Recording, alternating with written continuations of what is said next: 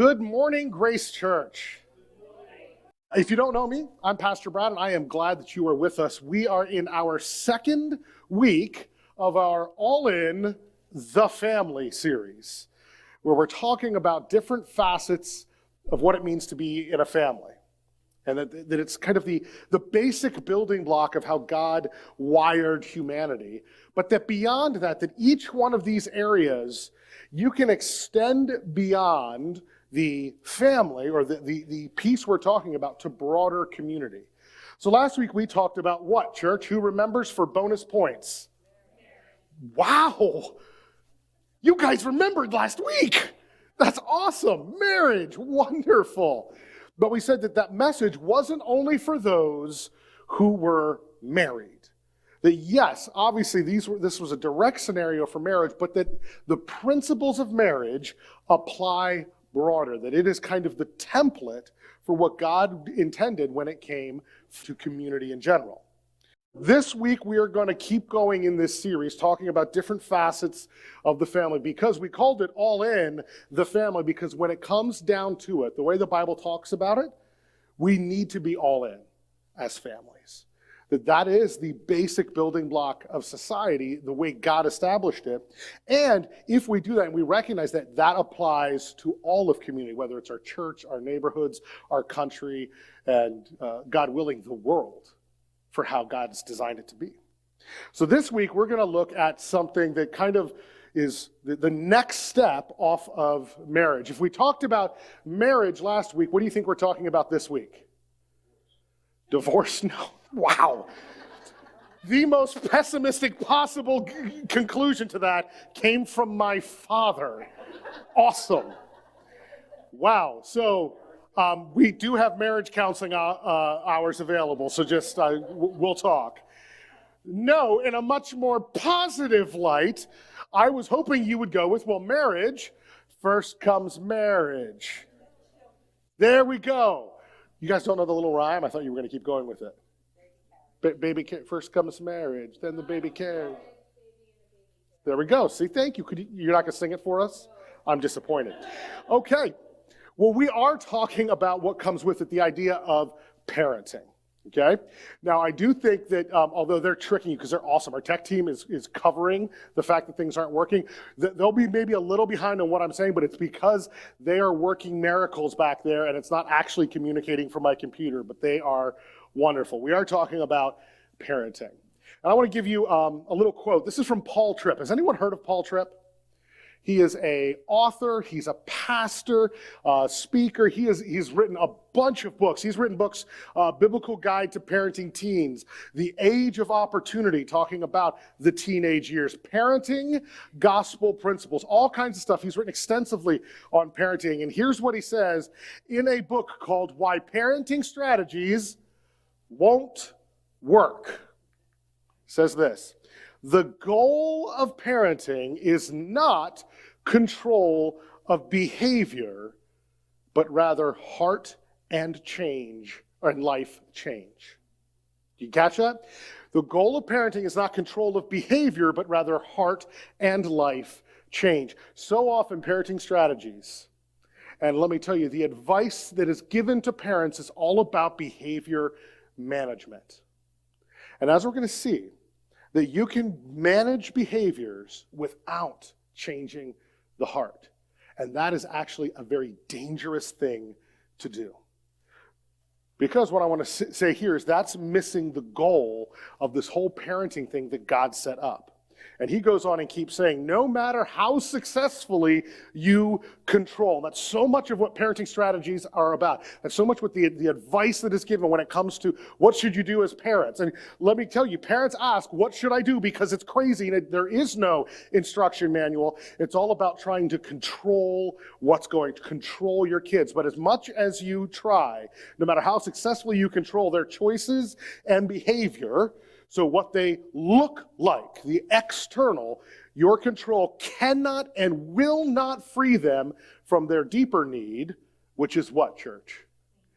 A clean heart. And what he means is being in a place of, going from a place of brokenness, of sin, of pain, of suffering, of selfishness, to a place of recognizing who God is and how desperate we need him and how glorious he is and how wonderful it is to follow him. It is that life transformation, the cleaning up of gunk to the place where God has called us to be, which is holy living with him.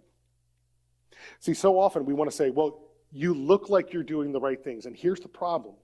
Jesus himself spoke against this. When he was talking to a group of Pharisees, he had a rather not nice description of them. He called these Pharisees, these religious leaders of the day who did all kinds of good stuff, who behaved according to what their community wanted them to do. And he called them whitewashed tombs, which means here's a cave or a hole in the ground or something that you slap on a nice coat of paint so it looks clean, but inside it's full of uncleanliness. It's filled with literal corpses and rotting flesh. That's what Jesus said when you're focused solely on the exterior. Now, does that mean that it doesn't matter what you do or how you... I'm not saying that. That does matter. And that's clear from the Bible. But when that becomes the priority, when that becomes the focus, when we miss the heart, that's where parenting will go off. But the thing is, it's not just about parenting, like we said. This is a principle that goes through for all of community, let me tell you. I'm not going to ask for a show of hands, but I could, and I know hands would go up because I've had conversations with several of you in this room that this would apply to. If I said, hey, have you ever been to a church where the most important thing you could do was toe the line? And if you didn't do just what was expected, you would be looked down on, you would be shamed. I know that's true for some of you. Some of you have shared that as your story of getting here and connecting with us. Let me tell you that I would ask the same people, hey, did that feel good? Did that draw you closer to Jesus? And I know the answer to that. Just the opposite.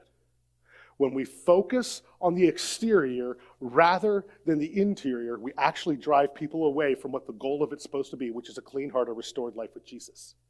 That is the difference.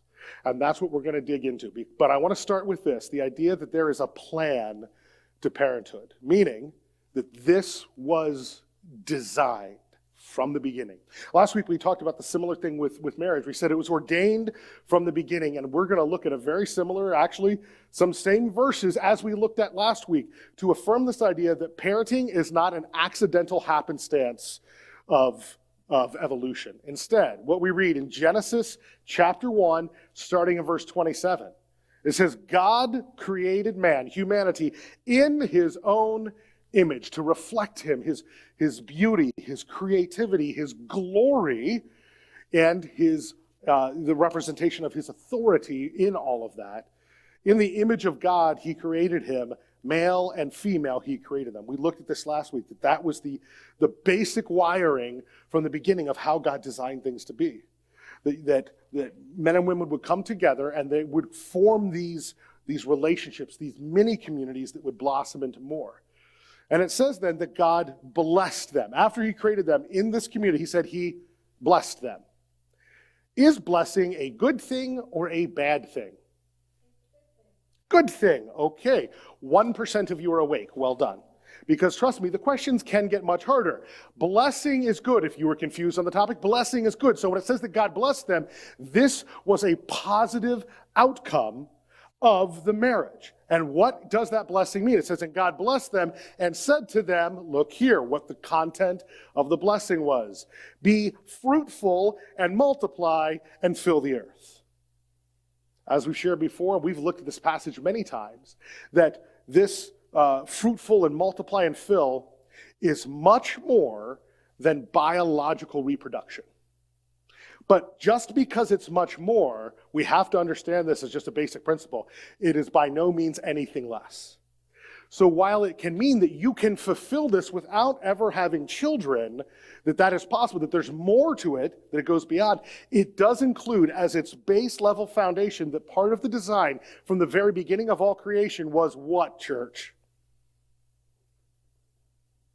Oh, come on, this isn't hard. His base purpose was making babies. That's how you multiply. Are you guys unfamiliar? Do we have to take a step back and go to the biological foundations here? Okay, so a boy likes a girl, And how did the song go? It's a kiss, and then do we need to? We know it's making babies, guys. Come on. And here's the thing. It's not a bad thing. It's a good thing. It is called blessed. That is a good thing. You are reproducing out of what God has designed to fill then the earth, and as a result, you subdue it and have dominion over this creation that God has given. From the very beginning, bringing man and woman together, it involves the reproduction beyond only the biological function, but including that. That in order to fill the earth, you need more than what was started with. You cannot ultimately fill the earth, subdue, and have dominion if there aren't more of you. That was required from the very beginning. This was the plan. That's why last week when we looked at it just very briefly, the Catholic vows that will often come with marriage, which say that you recognize and affirm and agree with the opportunity to have children. That it's not something you go into and say, I will never have that. I won't. That the Catholic theology specifically includes that in vows, because this is so central to God's purpose in creation. Now, that, as a side note, that means if you don't have kids, question, are you sinning if you don't have kids? No. Okay, let's be clear about that. Should you feel shame if you don't have kids? No. Although where it gets tricky, and I had a great conversation just last week with a young couple, where the question was, well, what if someone feels like they shouldn't have kids? Are they a bad Christian, or is their marriage not valid?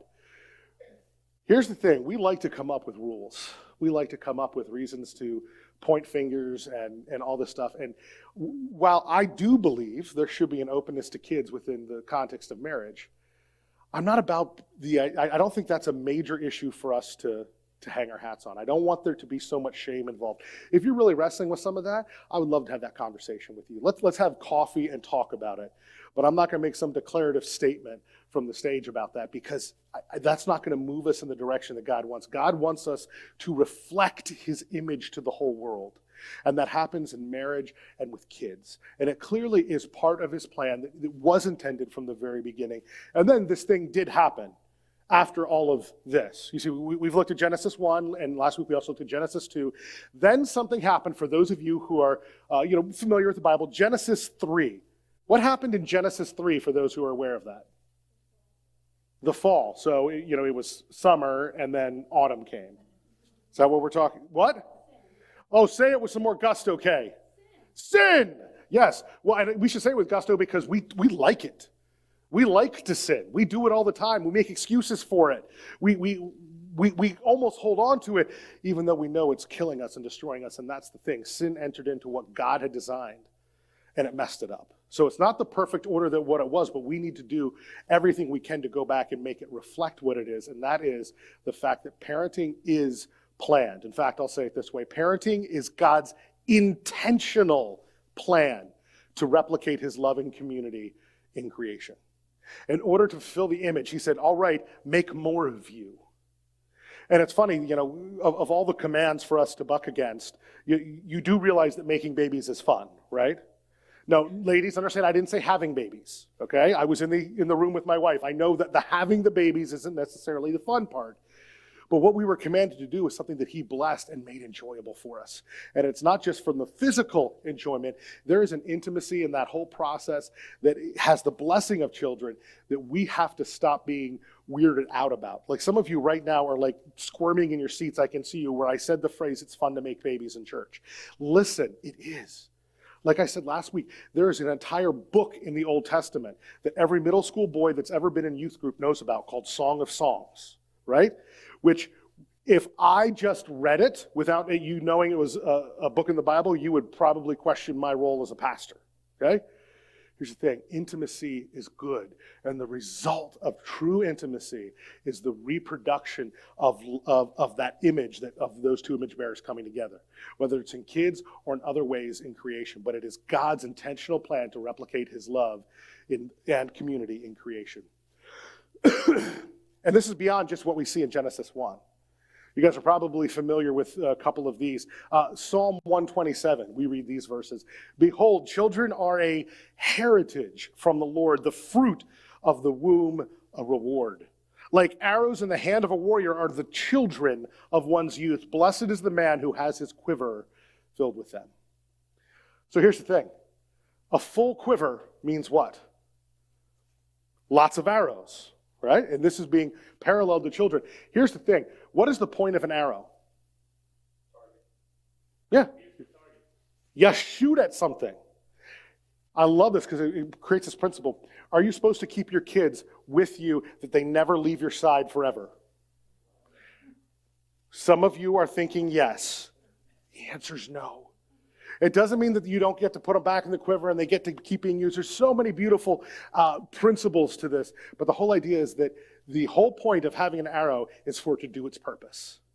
And that there is purpose to children. There is the filling of the earth. There's the dominion of the earth. There is the application of God's image. If we look at Proverbs 17, we say this: grandchildren are the crown of the aged, and the glory of children is their fathers. And why I love that proverb so much is it goes both ways. It talks about the beauty, the value, the goodness of multiple generations. It goes up to the grandparents, but for the kids, it goes back to their parents. It is a beautiful picture that kids are part of what God designed. And you realize that God did not have to do it the way that he did it. Did you ever think about that? You know that we reproduce biologically, sexually. Do you know that there are creatures that do not produce sexually? They are called asexual. And for a while, it was thought to be just very small, minute things, like one-celled organisms or some small plants or things. And then they began to determine that there are literally thousands of species that can do this. Thousands. And then they thought, well, very simple life. Well, then they started to find it in things like amphibians and in reptiles. And what they've seen now is even things as large as the Komodo dragon, which can be up to 10 feet long, can reproduce asexually, which means you don't need a male and a female. It can just kind of bud and shoot off. It's called paragenesis, I believe is the term for it. God could have done that. He could have done it where, like some of in the animal kingdom, where you kind of just plop a young one and you go on your own. And it just kind of develops on its own and has some evolutionary or hereditary knowledge of things. God designed this whole system for a purpose, and we are called into it. Now, here's the tough one.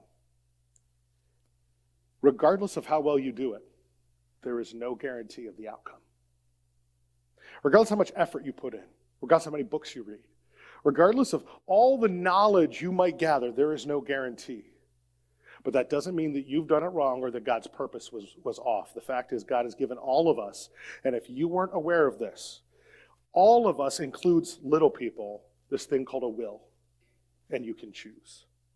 Now, I can tell you of wonderful stories of very strong-willed, very rebellious, very difficult little people that grew up to be some pretty amazing, amazing adults. And that should be encouraging. I'll tell you this, and I've shared it before, there are people in our district of churches, because I grew up in this district, who when they heard that I was coming here as the lead pastor at Ephrata Church, their jaws dropped. Not Brad. I knew him at camp. There's no way. Okay? I was a handful. But God was able to redeem it. And God will do his work with choice makers. And your kids are choice makers. Whether they're little kids or big kids, they are choice makers. And we cannot try to simply, like we said before, control their behaviors. We have to work at the heart. So let's look here at the purpose of parenting. Why? What's the goal? Well, here's a quote from Dr. Juan Sanchez. He wrote something called the Goal of Biblical Parenting. He's a contributor for the Gospel Coalition and on the board for their Spanish wing of that. He says this: the goal or purpose of biblical parenting is not mere Bible knowledge or well-behaved kids. The true goal of biblical parenting is that the coming generations may not forget God, but instead set their hope in God. For those of us who call ourselves Jesus followers, that means we've gotten to know who Jesus is. We've recognized him in his glory, his greatness, his love, his grace, his mercy, and we have seen the worth of trusting him with our eternities and following after him. The joy and the fulfillment that comes with a life set towards Christ. And if that's where we are, then the goal of our parenting will be for our children to see the same, to be set free from sin, death, and destruction. And what Dr. Sanchez is sharing here, I would suggest is straight biblical. I want to take us to Psalm 78. We're going to look at just a few verses here. In Psalm 78, starting in verse 5, we read this. It says, he established, but it's referring to God. God established a testimony in Jacob and appointed a law in Israel, which he commanded our fathers to teach their children. God appointed that fathers pass down to their kids, that the next generation might know them. It's not just about me, mine, and what I've got right around me. It's the next generation, the children yet unborn, and arise and tell them to their children. Do you see the cycle? The cycle of parenting is to continue and to be replicated with the purpose of knowing these things that God has established so that, in linguistically speaking, is pointing to a goal. What's the purpose? What's the outcome that is desired here? So that they should set their hope in God, 1, and not forget the works of God, but 3, keep his commandments. You see that? The goal of teaching kids and having them teach their kids and having them teach their kids is so that throughout the generations, our kids and their kids and their kids will set their hope on God. And that will happen when they don't forget who God is and that they do what they know to be true. So yes, it does involve behavior. You can't keep a command without a behavior. It's required. But it comes first with knowledge, knowing. And so often in the Hebrew, the terms for knowing are way more intimate than we typically use. It's not strict factual knowledge. It's an intimacy of knowledge. It's a relational knowledge. So that they set their hope in God means they're trusting him. They're not forgetting all he's done. They have this intimate knowledge, and yet they respond by keeping his commandments. And we see then that part of that is so that they can look back and not repeat the mistakes of their parents. So if you're a parent in here, I want you to do this for me. If you're a parent and you've ever made a mistake, please raise your hand. Okay? Yeah, Bud's not so sure. That's only because Diana's not in here right now, okay? Yeah, we've made mistakes. Every one of us. And how many of you who just had your hand raised, how many of you want your kid to repeat the mistake you made? I'm guessing none of you. You want them to learn. You want them to remember the things that you did wrong so that you can do them right. But you're not going to get them to do the right thing by constantly pointing to, yeah, I screwed up. That has to be acknowledged. But pointing them to the good, pointing them forward, pointing them to the hope that they can have in God. Because a hope in God is not just for this ethereal one day in the future, maybe I'll get there and float on a cloud in heaven with a harp and a halo, right? That is not the biblical view of eternity. The biblical view of eternity starts here and now, where we work to bring heaven on earth that will eventually manifest in the new creation where the new heavens and the new earth come together. And that we live out this kind of peaceful, joyful, purposeful existence for all time. We can invite our kids into that now. We don't have to say trust in Jesus so that eventually when you die, you can have good things. We get to invite our kids right here, right now into purpose, hope, joy, and fulfillment. Because that's what we were designed for. They get to participate in the kingdom. And it's a learning process. Just yesterday, my wife and I were having a conversation, and my son butted in. Anybody have that happen? You're having a very nice conversation, and your kid offers their sage advice. Well, my son said something, and my wife instantly did, you are sticking your nose into our conversation, you need to stop. And it's true, he did. He wasn't part of it, he did stick himself in. I was really convicted because what he said was spot on. He was right, we were wrong. Very hard to admit that to your kid, right? But I said, honey, we're asking him to take more responsibility, to live a life of following after Jesus. we have to let him be part of our family conversations like this because, quite frankly, he's right. And she said, I know. And so we thanked him for his contribution. Part of it is this growing process. We know that we've made mistakes, but part of the whole purpose of parenting is so that our kids don't do the things that we've done that have been wrong and screwed up and messed up. It takes a process. So let me say this. Godly parenting is the long road approach to nurturing hearts while not guaranteeing behavior.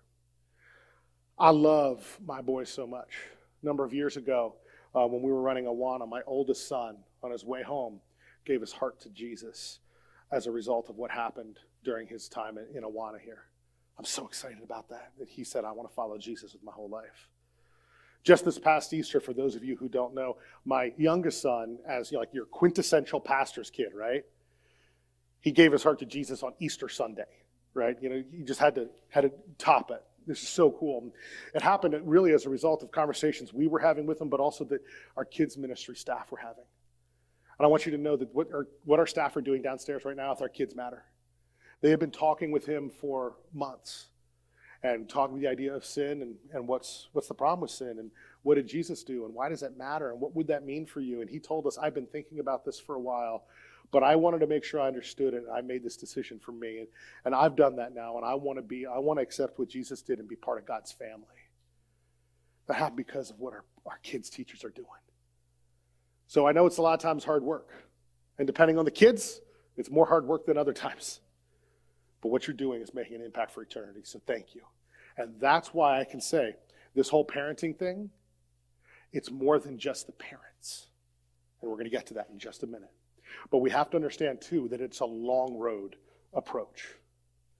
If my parents, and you can check with them later, had to judge the effectiveness of their parenting of just, say, me, up through almost the first, let's say, 19 years of my life, they would not have given themselves a wonderful grade. Because I was kind of a jerk. I was two-faced. I was a thief. I was a liar. I was all kinds of things. But the long road that they took of pointing me to Jesus and praying fervently for me and creating opportunities and giving me the space to screw up. And when I did, sure, be held accountable, but to be brought back and said, you are loved no matter what.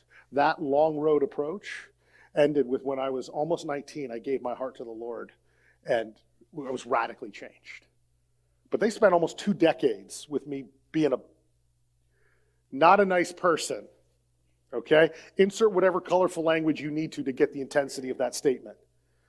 Okay? It is a long road approach to nurturing the heart, not guaranteeing behaviors. Because quite frankly, if you were told that there was a kid that taught Sunday school, if you were told that there was a kid who went door to door evangelizing for his church, who went on service and missions trips, who gave money to a church out of his small little part-time job that he had, who could check off every Christian youth group box that you could come up with, you'd probably go, man, that's a good kid, right?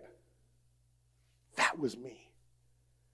And I was messing around with substances. I was messing around with girls. I was far, far from a follower of Jesus. But I sure looked the part.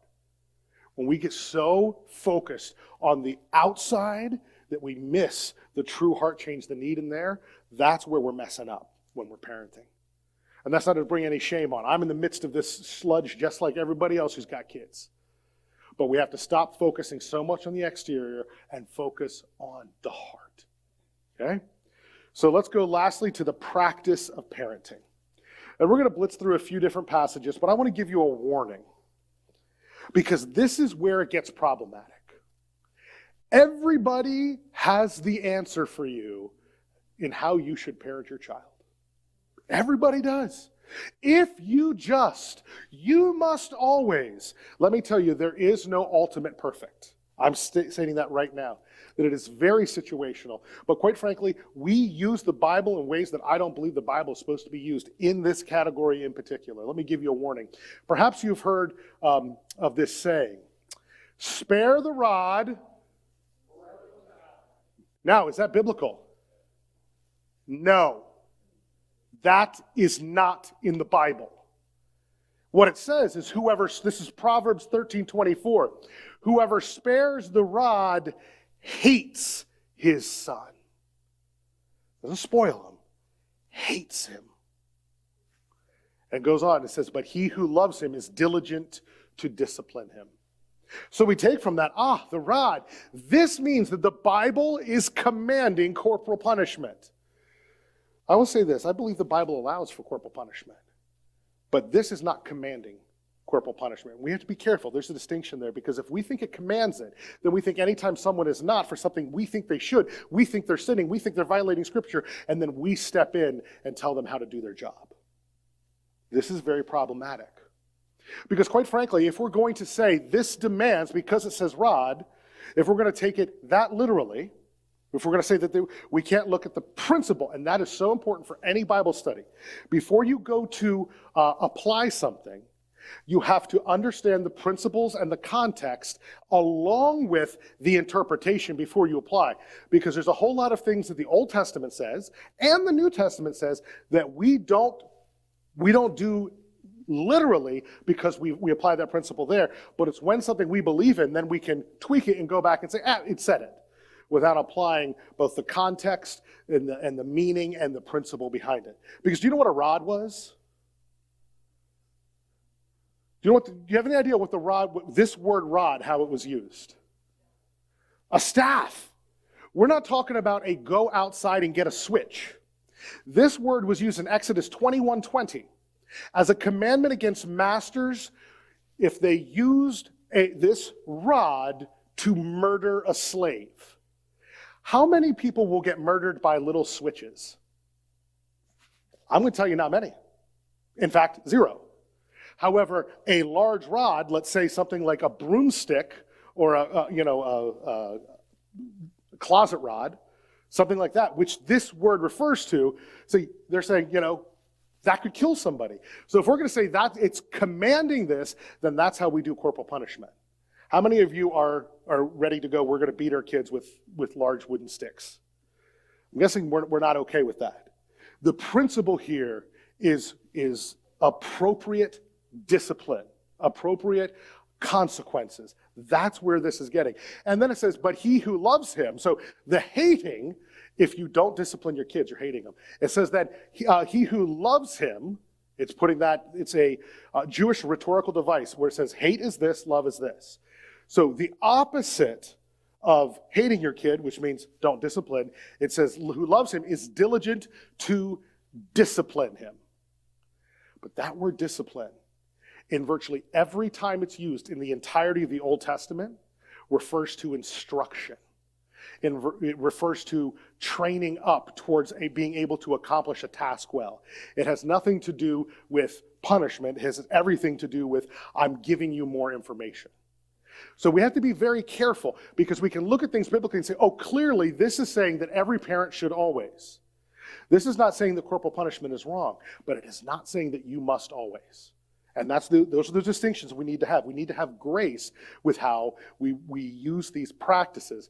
And so I want to provide 3 general categories of what it means to parent well, to do the practice of parenting in a biblical way. And it starts with this, right thinking. Part of what we're supposed to be doing for our kids is helping them develop right thinking. In Genesis 6, there's what's called the Great Shema. Shema comes from the first word of this passage, which says, "Hear, O Israel, the Lord your God, the Lord is one." And it talks about loving God with all your heart, with all your soul, the very core of what it means to be a Jesus follower. And after it says this, it says, "These words, this great Shema, that I command you today," speaking to here parents, "shall be on your heart." Whose heart do these words need to be on? Parents. Whose hearts do these words need to be on, church? Parents, adults, us. Once that's accomplished, he says this, "You shall teach them diligently to your children." It's not just about getting my kids to say the right thing. It's not about getting them in the right places so that they hear the right things. It's about me internalizing and coming to that place where I hide these things in my heart, that I am participating in having this knowledge the way I should, and then imparting it to my kids. It's right thinking. But there is also right living. Behavior does matter. If you go to Ephesians 6:1, it says this, children, what? Come on, parents, you should love this one. Children, what?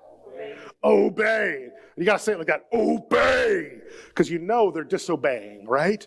You got to let that little rage come out when you're quoting this verse. Children, obey your parents. In the Lord, for this is right. See, again and again, we find this biblical principle for what is applied to children is applied to adults. So if I tell my son, you should cheat on your next spelling test, because otherwise you're going to fail that class. Do you know what my son should do to me? Disobey. He should say no, because I am leading him away from the Lord. I am not leading him in the Lord. That is a principle. And now here's the thing, that gets sticky. Okay? And one of the ways we've tried to talk to our kids about it is we say it's never right to do the wrong thing.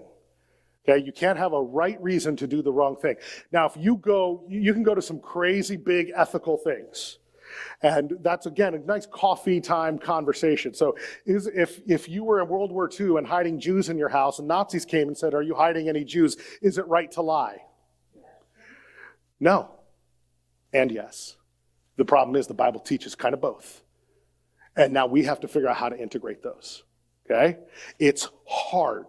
When we try to have a very simple, well, clearly this is what you always, with these big things, that's where we pollute what the Bible is teaching us, because it's not that simple, because sin has messed everything up. So what we have to do is we have to not go to that extreme of, but what about this big, huge, amazing, but here in the regular here and now, in our rubber meets the road, if we are going to expect our kids to obey us, we must be asking them to do what accords with what God has asked us to do. Keep on that simple. That is the principle. If we want their right living, then we can't ask them to do things that don't line up with Scripture, that don't line up with God's Word. And lastly, there are right relationships. If you look at Ephesians 6:4, just a couple verses later, it says, and this is one of my favorite ones to quote to my dad when I was a kid. I didn't quite understand it, but I quoted it to him a lot. Fathers, do not provoke your children to anger. I'd be like, Dad, you're not doing this. Look, you're violating the Bible. You're not doing what the Bible says. You're making me angry, Dad. That's not what it means. It says, do not provoke your children to anger, but bring them up, raise them, teach them in what? The discipline and the instruction of the Lord. Again, these things are coupled. Kids can get angry over silly things, but this provoking is, the picture is like stoking a fire, of saying something that was like a fire that was dying out, but saying, hey, I'm going to throw fuel on it and get it raging again. So it's a different picture. So don't do that, but bring them up. Don't be an annoyance, a frustration, a hindrance to your kids, but do the right thing. Bring them up. So the right relationships, it's about having the right knowledge and living the right way, but having ordered relationships, just like in marriage, and saying, hey, I'm going to bring you up. Not, I'm going to throw you up. I'm going to tell you to go up. It's, I will bring you up. The right relationships are needed within parenting. And you see there, it's discipline, which this Greek word leads to the idea of training. It was like what an athlete would do to learn how to get better at a sport. And instruction, which was very knowledge-based. And it was, it's often translated, as you see there, just instruction in the dispensing of knowledge. So let me say this. We have right living, we've got right thinking, and we've got right relationships. Those are not super specific, and how you get there is going to be different. It's going to be different based on your personality. It's going to be different based on your kid's personality. It's going to be different based upon their biochemical makeup, because that stuff is different with kids and changes things. It's going to change if you live in a town like Everton, if you live in a city like Lancaster. These things will change based on context, but these principles remain the same. And that's where we have to be careful, because I'll say this, kind of my final point. Parenting is hard. If you were unaware, parenting is hard, and there's no perfect model. But parenting requires Jesus' church to be the church. I can tell you as a parent, I have been given lots of advice from those, particularly inside the church, on what to do with my kids. Almost exclusively from people who have offered that advice, which I do believe is coming from a place of compassion, a place of, I want to help. Hey, I want to come alongside. It has never come with any kind of, what can I do to help? I'm not saying I haven't gotten that. I'm saying from the advice that I've been given, those things have not been coupled. It's, I will tell you what to do, now go do it. There's never, what can I do to come alongside? I'll tell you this, I've seen my wife do this in pretty incredible ways. If she sees someone at Walmart and the kid's going crazy, you ever see that? Kids screaming their heads off. And yes, there we go. You know what I'm talking about. Kids screaming their head off. And I've watched different responses to that. I've seen the side-eye glances. Okay, what's wrong with them? Get your kid to shut up. I've seen the people who have literally said, you need to take control of your son, or you need to take control of your daughter. And then I see what I've seen my wife do before, which is to go up to that parent and say, you're doing the best you can. I'm proud of you. Can I pray for you? Which approach is going to result in anything good for that parent or that child? Let me tell you, the first two will have the opposite effect. That's where we have to be the church. It says that if we find someone who is, let's say, sinning, doing it the wrong way, we are to restore them with gentleness, not with aggression, not with snideness, not with drop it and leave. We are to restore. We are to help carry the burden. And that's why I can say the church needs to be the church, because here is Galatians 6:2. Read this with me, church. Bear one another's burdens and so fulfill the law of Christ. Are you supposed to help parents when they're struggling? Biblically speaking, yes. Now, that doesn't mean that you have to become everything to everyone, and you have to, no one is, because it goes on later in Galatians, says, yes, but you have to carry your own load. There's still responsibility. But if you are in a place where you feel, hey, I'm going to provide advice into this, let's say for parenting, that advice better come alongside of, what can I do to help?